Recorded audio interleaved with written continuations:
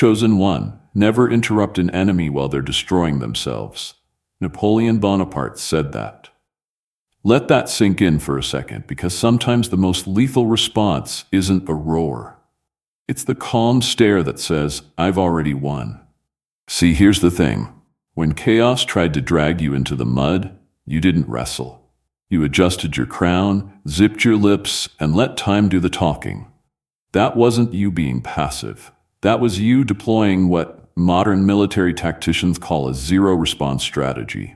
It's not silence, it's controlled psychological precision.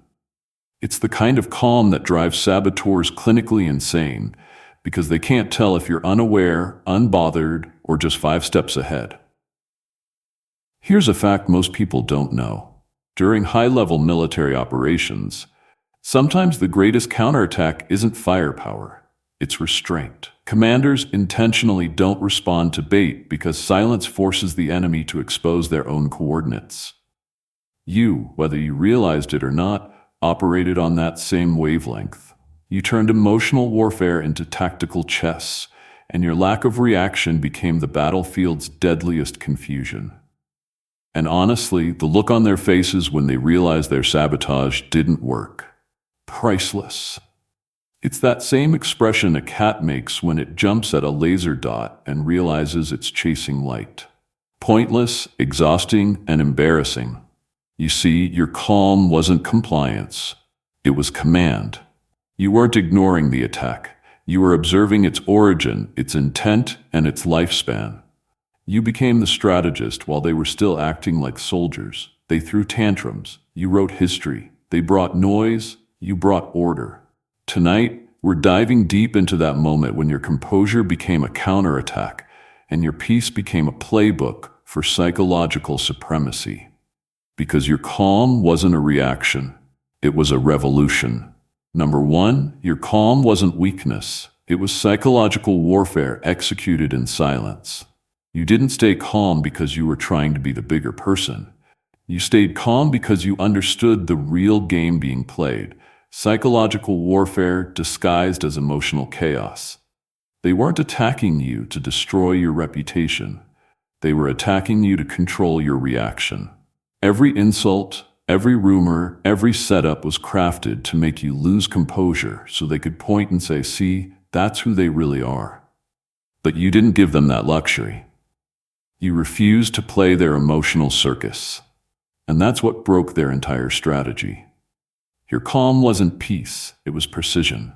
You were running mental calculations in real time, reading energy, observing tone shifts, watching motives surface and collapse.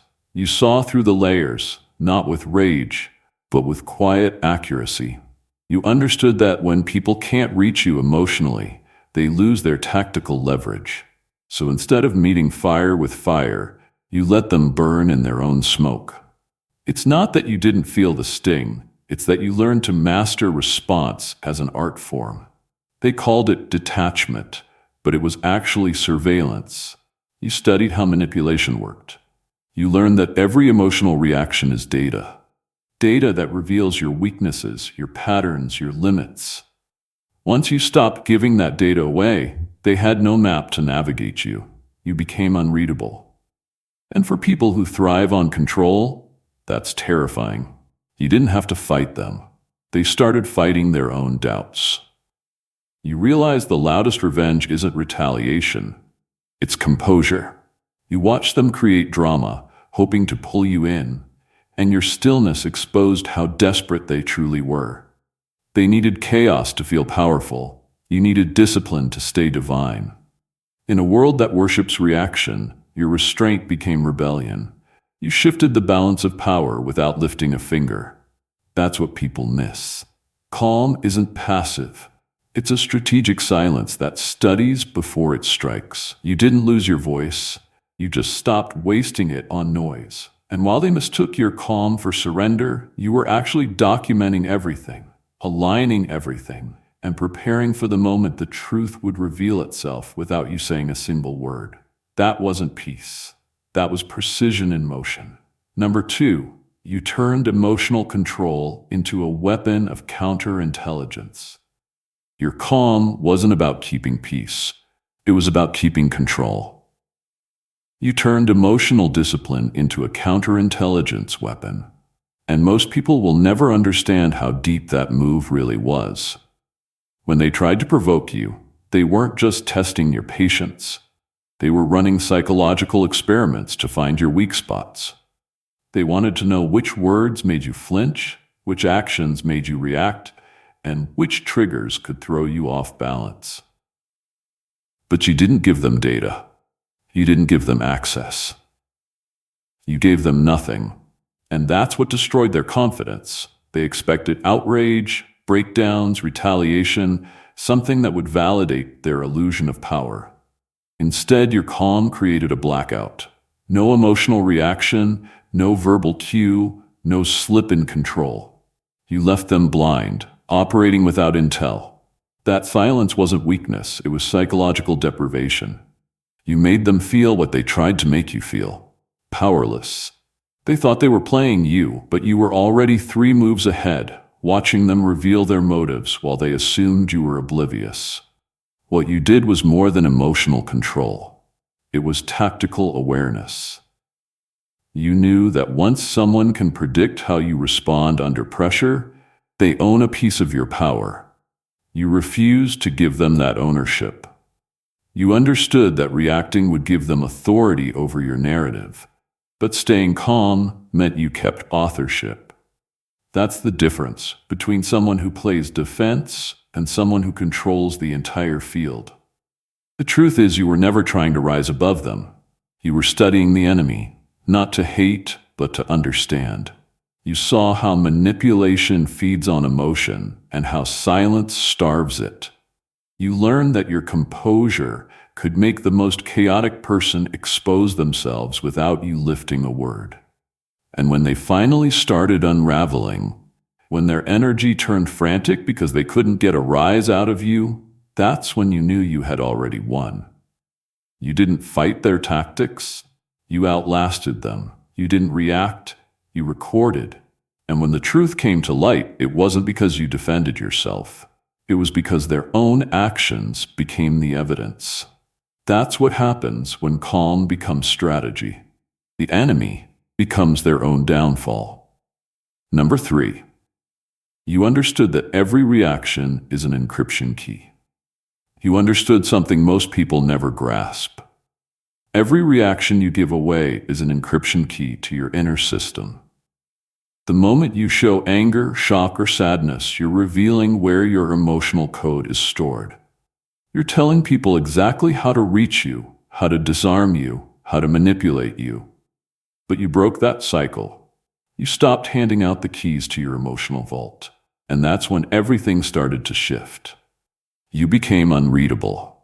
Not because you were heartless, but because you finally realized that being understood by everyone is a form of exposure, not connection. You learned to guard your responses the way a strategist guards classified information. You stopped explaining yourself to people committed to misunderstanding you. You stopped defending yourself against projections. You stopped making your emotions public property. That shift confused them, because the moment they couldn't predict you, they couldn't control you. The mystery of your restraint became the most intimidating part of your presence. It forced people to confront their own insecurities because they couldn't use yours as a distraction anymore. You learned that being emotionally reactive doesn't make you real. It makes you readable.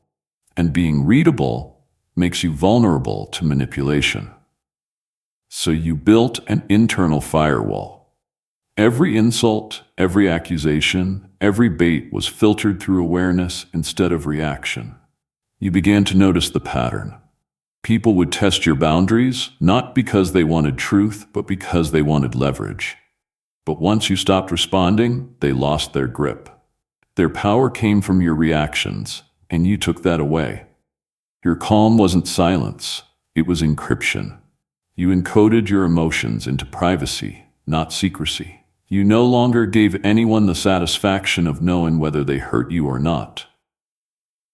That's how you broke the feedback loop. You took away the reward for their chaos. And when there's no reward, the game collapses.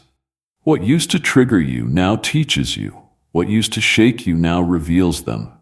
That's mastery. When your emotional language becomes so sophisticated that only peace can decode it. You didn't suppress your emotions.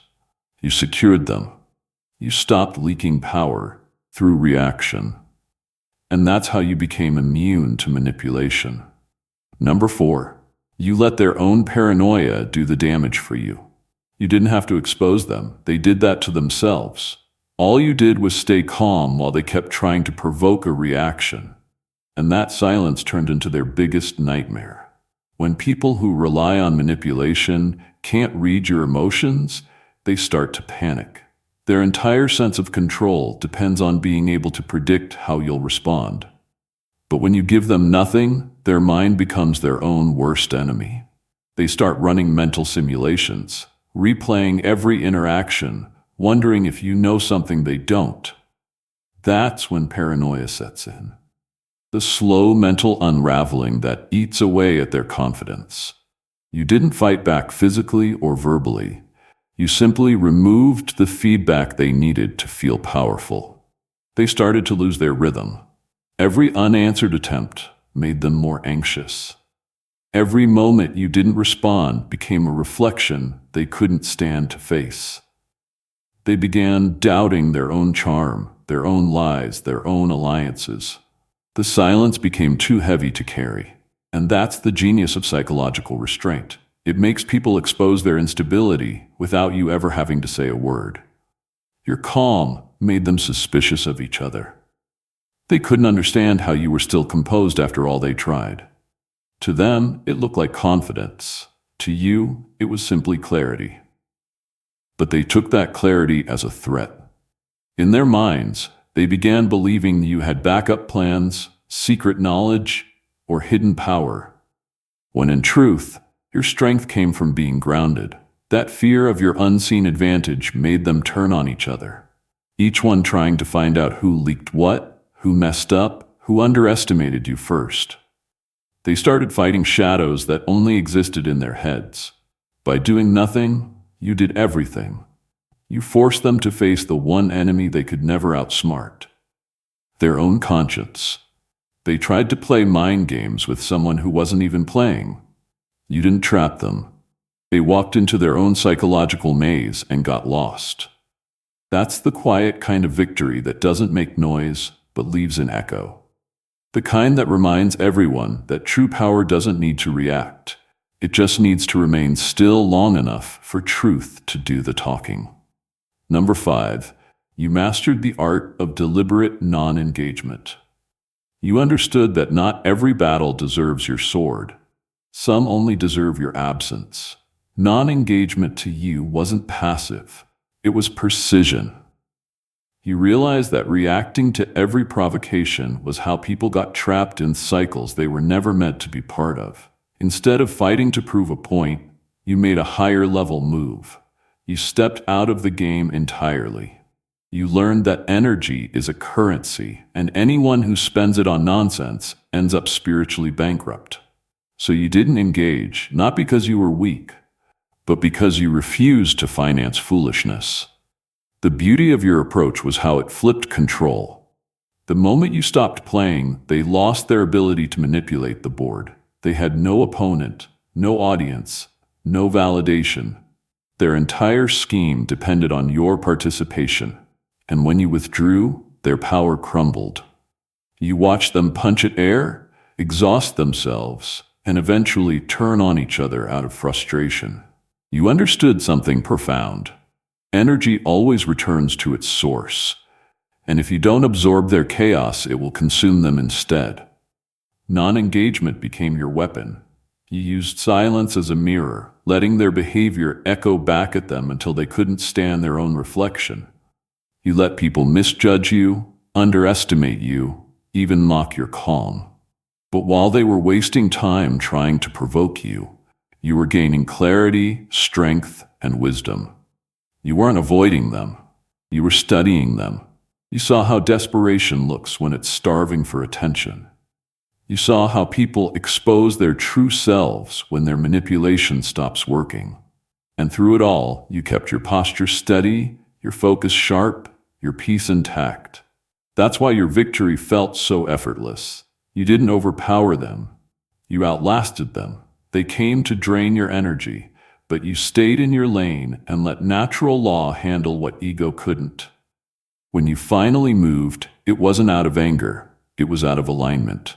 That's what true mastery looks like, knowing when not to fight. Because real warriors understand that sometimes the most powerful strike is no strike at all. Just patience, precision, and the quiet confidence of someone who knows that time will always finish the battle for them. Number 6, you realized chaos requires an audience, and you withdrew the stage. You figured out what most people never do. Chaos only works when someone's watching. The moment you stopped giving it attention, it started gasping for air. Sabotage feeds on reaction. It lives on drama, gossip, and emotional spectacle. You realized that your energy was the stage where their act came alive. So, you walked off. You stopped responding to the accusations, the bait, the manipulative sympathy, and the sudden concern. You let the noise echo into emptiness until it turned against itself. That was your quiet genius. You didn't fight the illusion. You starved it. People who create chaos aren't looking for truth. They're looking for validation. They want to be seen as powerful, as victims, as masterminds. They rely on your reaction to complete the illusion, but you took that away. You made their noise irrelevant. You didn't chase your name through the mud. You let the mud dry on its own. That's when the cracks started to show. Without your emotional participation, they had to face the reality that they were performing for themselves. And nothing drives an egotist mad faster than realizing the crowd has left the room. They became louder because silence exposes what noise tries to hide: insecurity. The moment they saw you unmoved, they panicked. Your calm forced them to up the drama, hoping to get a rise out of you. But all they got was their own echo screaming back. You weren't playing hard to get. You were showing them what irrelevance feels like. You didn't need to defend yourself because truth doesn't need a press conference. It just needs time. And you gave it that. Your withdrawal wasn't retreat, it was redirection. You didn't give them a stage, you gave them a mirror. And while they were busy trying to destroy your image, they ended up exposing their own. You made their performance collapse under its own weight. That's what happens when someone outgrows the need to explain. The moment you stopped feeding their chaos, it starved to death. That's not avoidance. That's strategic detachment. It's the kind of power that doesn't shout or demand attention. It simply removes itself and lets truth do the cleanup. Number 7, you weaponized emotional economy. You learned that emotions operate like currency. The more you spend recklessly, the more you lose control. You saw how easily people go broke chasing validation, pouring their energy into arguments, drama, and proving points that never needed proving. You refused to play that game. You stopped handing out emotional responses like free samples. You became intentional with your energy, spending it only where it brought growth, not chaos. That's when everything shifted. Your restraint became power. Your stillness became strategy. You learned how to hold your peace like an investment, not a reaction. In psychological warfare, the one who reacts first always pays the highest price. They wanted to drain you, to pull you into emotional overdraft, to keep you explaining, defending, and doubting yourself. But you learned how to budget your energy. You didn't let anger overdraft your peace. You didn't let gossip charge interest on your focus. You stayed rich in self-control while they went broke trying to get a rise out of you. That's when they started realizing they couldn't afford to keep up with your level of discipline.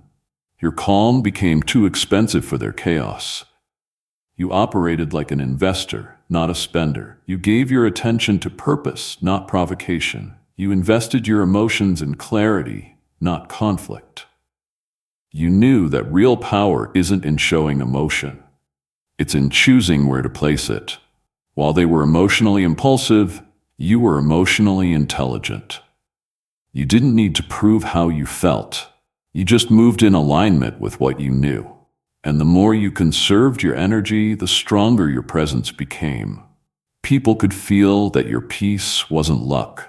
It was earned interest. Eventually, those who tried to provoke you ended up drained. They ran out of emotional credit because their entire system depended on your reaction to fund it. Without your energy feeding their chaos, their power evaporated. You watched them collapse under the weight of their own emotional debt while you stood calm, stable, and unbothered. That's what happens when you understand emotional economics. You stop making withdrawals from your peace account just to pay attention to people who can't afford your silence. You stayed rich in self-control, and that wealth can't be stolen. Number 8. You became the case study for controlled detachment. You didn't detach because you stopped caring. You detached because you stopped allowing people to use what you cared about as leverage. There's a massive difference between being cold and being controlled, and you mastered that difference. You understood that as long as your emotions were tied to people's opinions, their presence, or their approval, you were at risk of being manipulated. So, you started cutting cords, not to isolate yourself, but to reclaim ownership of your peace. You stopped reacting to the emotional strings they tried to pull, and that made you unpredictable. They couldn't guilt you, flatter you, or threaten to withdraw love anymore. You took away every button they used to press, and suddenly they couldn't operate your system. Your detachment wasn't heartlessness. It was emotional intelligence at its finest. You realized that connection without boundaries is bondage. People confuse love with control, loyalty with compliance, and empathy with weakness. You saw through that illusion. You learned to give without losing yourself, to listen without absorbing, to care without being consumed. That's controlled detachment. The ability to remain emotionally aware but spiritually untouchable. You didn't build walls. You built filters. You stopped letting everything and everyone have unrestricted access to your mind. That's not indifference. That's discipline. The power of your detachment showed in how you responded to chaos. What once would have shaken you now barely made you blink. Not because you didn't feel, but because you learned that reacting gives energy to what doesn't deserve it. You started seeing through people's tactics, how they used guilt to manipulate, confusion to control, and drama to dominate. You detached from those hooks one by one. You rewired your attachment from people to purpose. You stopped chasing closure and started protecting clarity. In that shift, you became untouchable, not because you built armor, but because you mastered balance. You could love deeply, but never lose yourself. You could forgive without returning. You could walk away without resentment. And that's the essence of controlled detachment. Not freezing your heart, but training it to remain steady no matter who tries to shake it. That level of composure can't be faked. It's the kind of power that only comes from surviving emotional manipulation and choosing self-respect over reaction. Number 9. You understood silence isn't the absence of action. It's the presence of power. Your silence carried weight. Not the kind that comes from fear or surrender, but the kind that comes from knowing your energy is too valuable to be wasted on noise. You understood that silence isn't passive. It's the highest form of control. You weren't quiet because you were weak. You were quiet because you knew exactly how much power a withheld word carries. While others shouted to prove their point, you learned that truth doesn't need to scream, it only needs to stand. That's why your silence unsettled them so deeply. It wasn't absence, it was authority. You reached a point where you realized that speaking to certain people is like explaining sunlight to someone committed to the dark. You stopped pouring wisdom into ungrateful minds. You stopped giving explanations to those who twisted your words. That silence wasn't avoidance, it was self-preservation. You stopped letting your clarity become their confusion. You chose not to argue, not because you couldn't win, but because the prize wasn't worth the energy. Your peace became your response. They thought they were punishing you by ignoring you back or talking over you. But you had already left the conversation in your mind.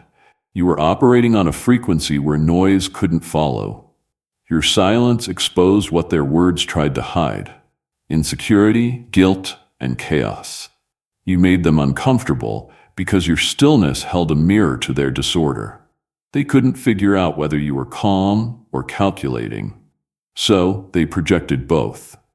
But that's what power looks like when your restraint becomes their confusion. You didn't need to explain yourself anymore.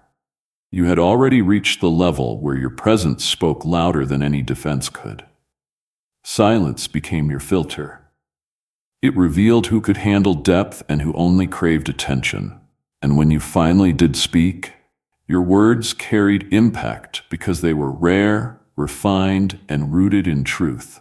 You taught people that your silence was never emptiness. It was fullness, the kind that comes from self-mastery, from understanding that not every situation deserves sound. You stopped talking to prove your worth because your peace had already done that for you. That's when your silence stopped being misunderstood. It started being feared. Number 10. You played the long game when they were addicted to immediate results. You understood that real power doesn't rush. The people who tried to sabotage you were operating from desperation. They needed quick wins, fast reactions, and visible results. Their moves were loud because they were insecure. Yours were quiet because they were calculated. You were never in a hurry to prove a point or to clear your name. You let time become your witness. You knew that truth doesn't panic and karma doesn't sprint. It arrives on schedule with receipts. So while they were busy making noise in the moment, you were setting the stage for the outcome. You were building a foundation so stable that no rumor, manipulation, or lie could outlast it. You saw through their impatience. You realized that sabotage thrives on immediacy. The need to see you crumble right now. The desire to feel powerful instantly. But you didn't play that short game. You were patient because you trusted the process. Every calm move you made, every time you walked away instead of arguing, every time you said nothing when you could have exposed everything, those were long-game decisions. You let their actions accumulate into evidence. You let their impatience reveal their pattern. They mistook your quiet for indecision, but you were actually collecting proof through time. Playing the long game means sacrificing the satisfaction of being right today for the power of being undeniable tomorrow. You didn't need to rush revenge because you understood that exposure hits harder when it's natural, not forced. You weren't trying to destroy them. You were letting them destroy themselves while you matured in silence. You didn't need to fight for validation because patience had already chosen sides. When truth finally started surfacing, it wasn't dramatic. It was mathematical. Every lie they told compounded like bad debt, and every act of restraint you showed became interest earned. You mastered time as a weapon. You realized that emotional people rush outcomes, but wise people build inevitability. You waited because you understood that endurance always beats impulse. Now, as everything unfolds, it's clear. Your patience wasn't passivity, it was prediction. You weren't behind, you were ahead, just unseen. That's the beauty of playing the long game. And when it's checkmate, it's too late for them to move. Number 11. You made exposure look like self-destruction. You mastered the art of letting people hang themselves with their own rope. You didn't chase exposure. You let it unfold naturally through their own compulsions. The truth is, people obsessed with exposing others often end up revealing more about themselves than anyone else. You understood this psychological flaw, that those who crave control will always overstep when they feel unchallenged. So you gave them space to overstep. You stayed calm while they burned through their credibility. You knew that stillness would make them reckless because they mistook silence for weakness. That's when they started talking too much, lying too boldly, and scheming too publicly. You didn't rush to defend your name because you realized that defense is often a distraction. The moment you start explaining yourself, you validate their accusations. Instead, you let truth sit quietly in the background while lies exhausted themselves trying to be believed. You played the waiting game with surgical precision. You let their need for attention turn into self-exposure. They became addicted to proving something that didn't exist. And in that obsession, they created their own evidence. Every exaggeration became a contradiction. Every manipulation created a witness. Every smear campaign eventually looped back to its author. You didn't need revenge, you just needed time. Because when deception spirals unchecked, it collapses under its own weight. You let their ego become their downfall. They were so desperate to win that they didn't realize you were letting them win themselves into ruin. Their every move became documentation of their own corruption. That's the brilliance of restraint. It doesn't stop the game, it reverses it. You didn't play their game of exposure. You turned exposure into a mirror. While they were busy trying to tear you down, they ended up revealing who they truly were. Unstable, deceitful, and power-hungry. And now everyone sees it. You didn't have to lift a finger. You just understood the geometry of cause and effect. That every manipulator eventually exposes themselves when there's no one left to fight but their own reflection. That's how you made exposure look like self-destruction. Number 12. You proved that the mind is the strongest shield when the soul is anchored. You proved that real strength isn't about appearing unbothered. It's about being truly unshakable inside. When they tried to destabilize you, they expected chaos, panic, or an emotional collapse. But instead, you stood calm because your mind wasn't reacting from ego. It was responding from spirit. That's what happens when a person's soul is anchored. You don't chase peace. You are peace. You don't crumble when attacked. You process it like data, not drama. You read every manipulation as information, not intimidation. And that's what scared them. Your stability became their exposure. They tried to play with your mind, but your emotional intelligence made their strategies useless. You had done the inner work long before the sabotage began. You had built a mind disciplined enough to observe pain without becoming it. They came at you thinking you'd fight back the way everyone else does, with noise, defense, and reaction. Instead, you gave them nothing but mental precision and emotional stillness. You turned the attack into an audit of their own instability. What they didn't understand is that when the soul is rooted, the mind becomes an instrument, not a battlefield. You stopped living in reaction mode and started operating from alignment. You knew exactly where your peace came from, and it wasn't people, approval, or circumstances. It was your connection to truth. You learned that when your soul has roots, you don't fear storms. You use their wind to strengthen your foundation. That's why you grew more powerful through adversity. Every attempt to throw you off balance only revealed how centered you really were. Sabotage only works on people who still need to prove something. You didn't.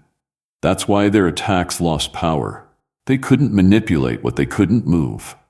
You taught them that mental clarity is divine armor and spiritual grounding is the generator that powers it.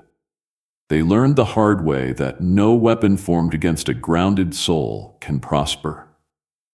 Not because the weapon isn't real, but because it can't pierce a mind that's been fortified by truth. You didn't just survive sabotage, you redefined what protection looks like. You made it clear that when the mind is your shield and the soul is your anchor, no storm can uproot you.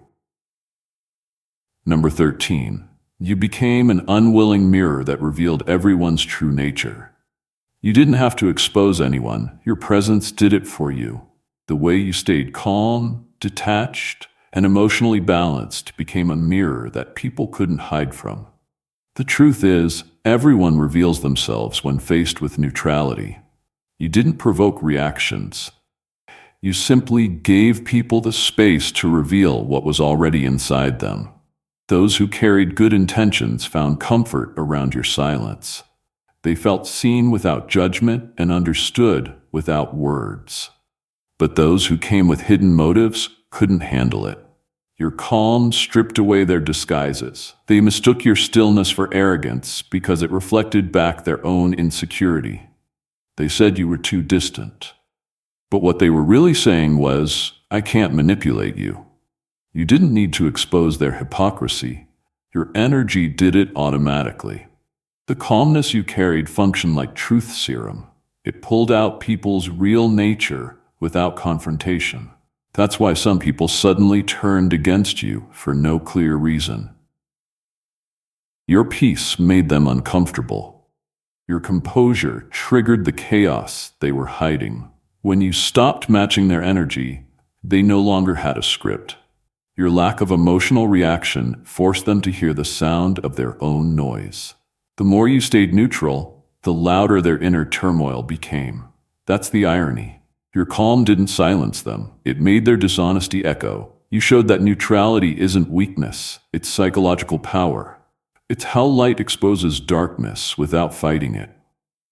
You didn't absorb their energy. You reflected it back unfiltered, and that transparency terrified them. They wanted to call you cold.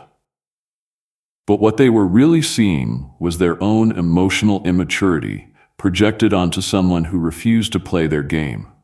They couldn't categorize you, so they criticized you.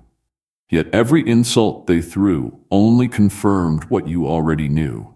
Your stillness was their test. You became a human mirror that forced accountability. And the truth is, people who live in truth felt at peace in your energy, while those who live in lies felt punished by it. You didn't need revenge or exposure. You just needed to stand still long enough for people to reveal who they really were in your reflection. Number 14, you showed that true power doesn't announce itself, it watches. You understood something most people never grasp. Power doesn't need to perform, it only needs to perceive. While others were busy proving, defending, and dramatizing, you sat still and observed. You turned chaos into a classroom. Every insult, every manipulation, every attempt to bait you was data.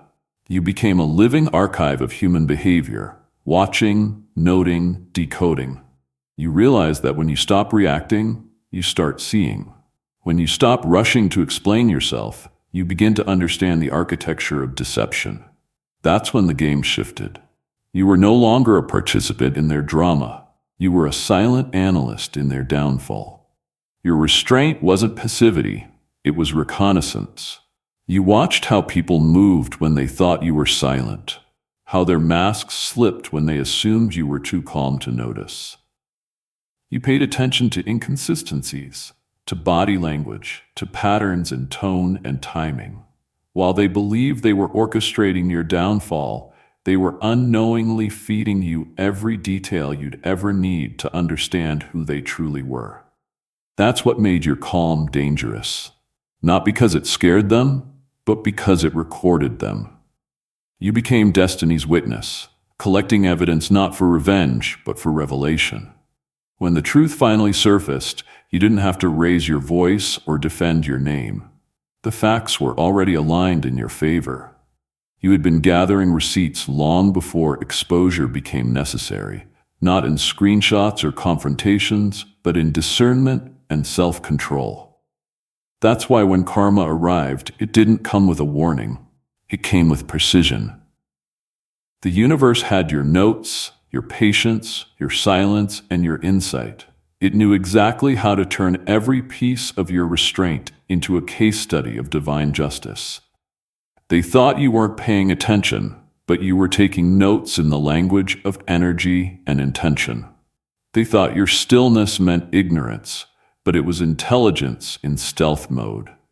You didn't need to announce your power. You documented it through observation. And in the end, You proved that true power doesn't speak to be heard. It watches, learns, and then allows truth to reveal itself at the perfect time. What you've just witnessed is more than a story of survival or restraint. It's a blueprint of mastery in a world built on chaos and manipulation. Every moment of calm, every deliberate pause, every silence you held, and every choice to observe rather than react wasn't weakness. It was power refined. You turned sabotage into insight, manipulation into revelation, and attacks into lessons. You became unreadable, unshakable, and untouchable. Not by fighting harder, but by thinking smarter, feeling deeper, and aligning yourself with a level of clarity that few ever reach. Through patience, you proved that time is an ally, not an enemy. Through calculated detachment, you revealed that dependency is the true vulnerability. Through silence, you taught that restraint carries more weight than any argument ever could. You didn't just survive psychological warfare. You turned it into a mirror that exposed the core of those around you while fortifying your own internal foundation. Every attempt to provoke you became a demonstration of your precision. Every lie aimed at you became self-evidence of the deceiver, and every attack you endured became fuel for your inevitable rise. You became the living example that power isn't about noise, retaliation, or proving a point.